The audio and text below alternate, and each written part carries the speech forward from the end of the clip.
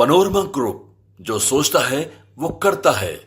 निषाद संकल्प यात्रा के दौरान आज मुकेश सहनी हाजीपुर में कार्यकर्ताओं से संवाद करते हुए दिख रहे थे। मुकेश सहनी का हाजीपुर की जनता ने ज़बरदस्त स्वागत किया है। जेसीबी से फूलों की वर्षा मुकेश सहनी पर की गई है। 1 अक्टूबर से शुरू हुई निषाद संकल्प यात्रा पूरे 1 साल 2 अक्टूबर 2025 तक जारी रखेगा।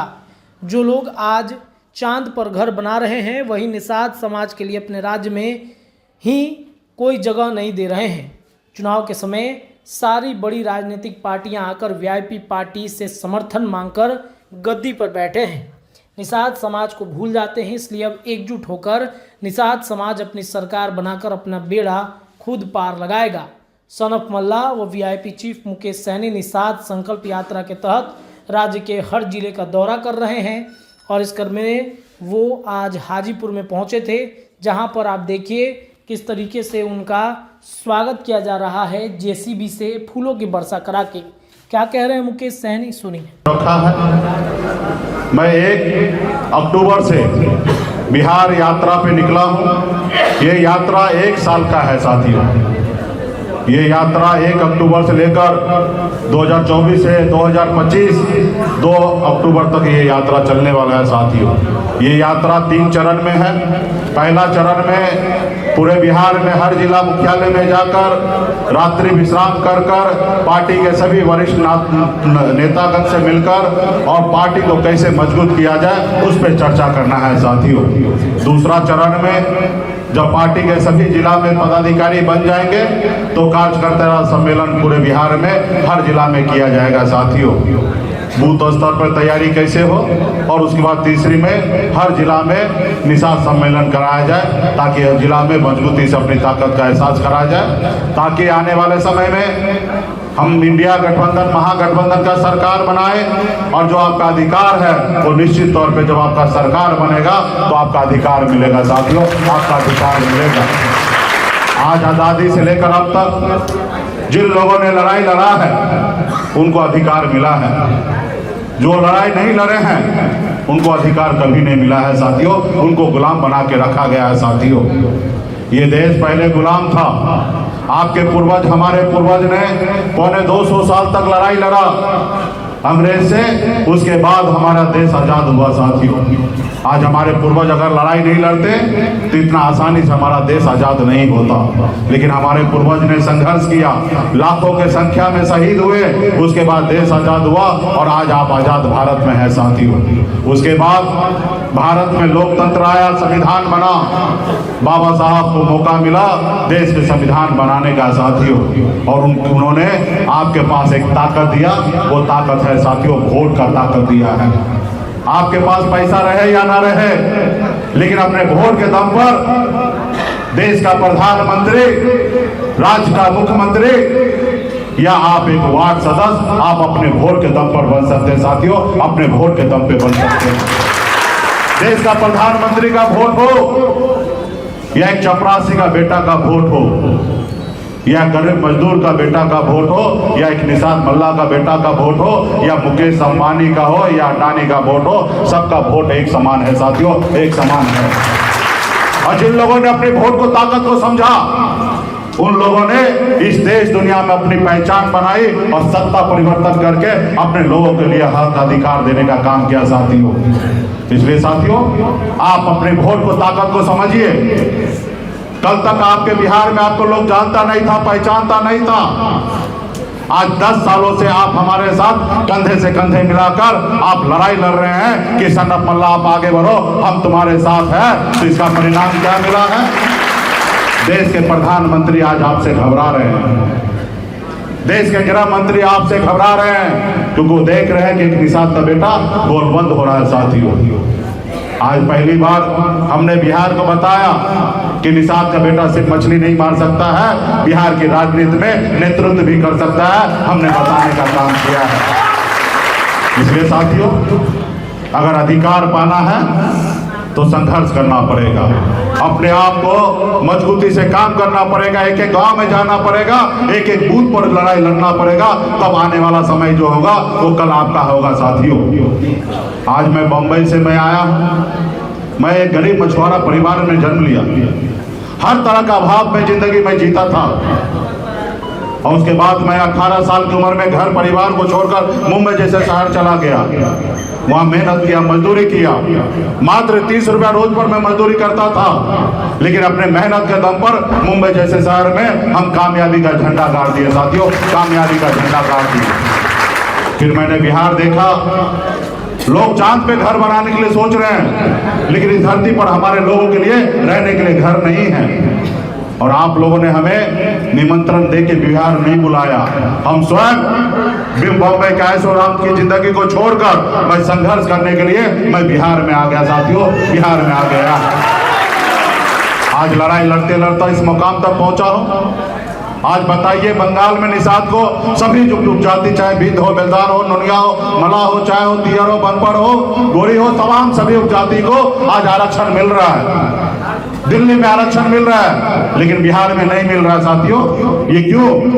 कि जो दिल्ली में बैठे हैं वो आपके लिए काम नहीं किया। एक गुनहगार वो है जो आपका काम नहीं किए, और एक गुनहगार आप हैं कि अपने हक अधिकार के लिए आपने लड़ाई नहीं लड़ा है साथियों। आज बिहार में घूम जाइए, हर समाज का बेटा आज बिहार प्रदेश में कलेक्टर होगा। यहाँ तक हमारे मुसहर का भाई, उनके बेटा भी कलेक्टर है। हमारे पासवान समाज से हमारे भाई आज वो कलेक्टर है, लेकिन पूरे बिहार में घूम जाइए, एक भी निषाद का बेटा आज कलेक्टर नहीं है। आज काश अगर 30-40 साल पहले जिस तरीके से आज आप लड़ाई लड़ रहे हैं, उस तरीके से हमारे पूर्वज मजबूती से लड़ाई लड़ते तो आरक्षण मिल गया होता। और जब आरक्षण मिल गया होता तो आज निषाद का बेटा कलेक्टर होता, एसपी होता, एसडीओ होता, बीडीओ होता, डॉक्टर, इंजीनियर, तमाम हर पद पर आपके भाई खड़ा होते, लेकिन आज नहीं है। तो इसके गुनहगार आप हैं साथियों, आप हैं, क्योंकि आपने मजबूती से लड़ाई नहीं लड़ना। आज आप बिहार में लड़ाई लड़ रहे हैं। जब चुनाव का समय आया, सभी नेता ने हमें कहा कि साहनी जी आप हमको मदद कीजिए, हम आपके एजेंडा पे काम करेंगे। और 4 साल तक हम बिहार में सभी पार्टी के पीछे पीछे मैंने घूमा, सभी को समय पे मदद किया, और सभी का चुनाव का समय निकल जाता था तो भूल जाता था कि मुकेश सहनी का भी कोई समस्या है, वो भूल जाते थे। फिर मुझे एहसास हुआ बाबा साहब भीमराव अम्बेडकर का दिया हुआ संविधान में जो हमें ताकत है उसका ज्ञान हुआ। उसके बाद हमने कहा कि जो काम उनको कह रहे करने के लिए, वो काम एक निषाद का बेटा भी कर सकता है, सिर्फ उस जगह पे पहुंचने की आवश्यकता है जिस जगह पे हम दूसरे को कह रहे हैं काम करने के लिए। और उस जगह पे पहुंचने के लिए पैसे पता था कि मुकेश सहनी का भी कोई समस्या है, वो भूल जाते थे। फिर मुझे एहसास हुआ बाबा साहब भीमराव अम्बेडकर का दिया हुआ संविधान में जो हमें ताकत है उसका ज्ञान हुआ। उसके बाद हमने कहा कि जो काम उनको कह रहे करने के लिए, वो काम एक निषाद का बेटा भी कर सकता है, सिर्फ उस जगह पे पहुंचने की आवश्यकता है जिस जगह पे हम दूसरे को कह रहे हैं काम करने के लिए। और उस जगह पे पहुंचने के लिए पैसे की आवश्यकता नहीं है साथियों, उस जगह पे पहुंचने के लिए वोट गिराने की आवश्यकता है साथियों, वोट गिराने की आवश्यकता है। हम 7 दिन तक गर्दनी बाग में आमरण अनशन पे बैठे, हमारे बहुत सारे साथी वैशाली के साथ मजबूती से खड़े थे, और निषाद समाज का, मछुआरा समाज का अधिकार के लिए 7 दिन तक आमरण अनशन बैठे। सरकार का कोई आदमी सुनने के लिए नहीं आया। फिर मैंने निर्णय लिया कि नहीं, उस जगह पे हमें पहुंचना है। और एक समय आया तो उस जगह पे हम पहुंच गए जिस चीज के लिए हम धरना प्रदर्शन करते थे। हम बिहार में अब मंत्री बने, अपने दम पर बने, किसी के मेहरबानी से नहीं बने, आपके सहयोग से बने। और पहली बार हमने 4 विधायक बनाया, और सरकार में हमारे पास ऊपर वाला का कृपा था कि भले हमारे पास 4 विधायक था, भाजपा के पास 74 विधायक था, लेकिन 74 विधायक से कम 4 विधायक नहीं था। अगर 74 विधायक वाला अगर हटता तो भी सरकार नहीं बनता, और 4 विधायक वाला पार्टी हटता तो भी बिहार में सरकार नहीं बनता। ये ताकत हमारे पास था साथियों। आजाद भारत में पहली बार हिंदुस्तान में एक मछुआरा मल्ला का बेटा बिहार में मुख्यमंत्री बनाने का काम किया साथियों, बिहार में मुख्यमंत्री बनाने का काम किया। अगर हम समर्थन नहीं देते तो माननीय मुख्यमंत्री नीतीश कुमार जी 2020 में बिहार का मुख्यमंत्री नहीं बनते। ये ताकत था साथियों हमारे पास, लेकिन उन लोगों को अच्छा नहीं लगा। जो बरसों से आपको गुलाम बना के रखे हैं, जो अपने पैरों तले में दबा के रखे हैं, उसको अच्छा नहीं लगा। देखा ये लड़का आया, 18 में पार्टी बनाया, 20 में सरकार का हिस्सा बन गया और ये अपनी मन मर्जी से अपने लोगों के अधिकार की बात करता है, अपने लिए लड़ाई लड़ रहा, काम कर रहा है। इसको रोको। अगर नहीं रोकोगे तो ये बिहार में 10% निषाद समाज है, वो आंधी है जिसको जो पूरे अपने पैर पे खड़ा हो जाएगा। तो अभी मंत्री बना है, भविष्य में ये मुख्यमंत्री बन जाएगा, इसको रोको। और तभी से उन्होंने हमें प्रेशर देने लगा कि आप हमारा गुलाम बन जाइए, हमारे महलों में आ जाइए, अपनी पार्टी को विलय कर दीजिए, आप हमारे साथ आइए, अगला मुख्यमंत्री आपको बनाएंगे। हमने कहा नहीं, हम मल्लाह का बेटा है, हम जाल में मछली फंसाते हैं, जाल में फंसते नहीं हैं। हम छोटा झोपड़ी में रहेंगे लेकिन झोपड़ी का बादशाह बन के रहेंगे। तुम्हारे महलों में आके हमें गुलामी नहीं करना, तुम्हारे महलों में आके गुलामी नहीं करना। और हम बिहार से लेकर उत्तर प्रदेश तक, झारखंड तक अपनी आवाज को बुलंदी करने के लिए, अपने लोगों को जागरूक करने के लिए मजबूती से खड़ा हो गए। उसका परिणाम क्या हुआ? आपका 4 विधायक ले लिया, आपको सरकार से बाहर कर दिया जो सरकार आपने बनाया था। तो साथियों, आने वाला समय में ये तो आपने साबित कर दिया है कि 0 से 4 विधायक बनाने वाले लोग आप लोग हैं। जब 4 विधायक बना सकते हैं तो साथी 40 विधायक क्यों नहीं बना सकते हैं? साथियों 40 विधायक। तो आने वाला समय में लक्ष्य रखिए कि 1 नहीं, 2 नहीं, 4 नहीं, हम 40 विधायक बनाएंगे। ऐसा लक्ष्य रखिए साथियों, ऐसा लक्ष्य रखिए। जब सपना देखिएगा तो निश्चित तौर पे साकार कीजिएगा, जब सपना ही नहीं देखिएगा तो साकार नहीं होगा साथियों।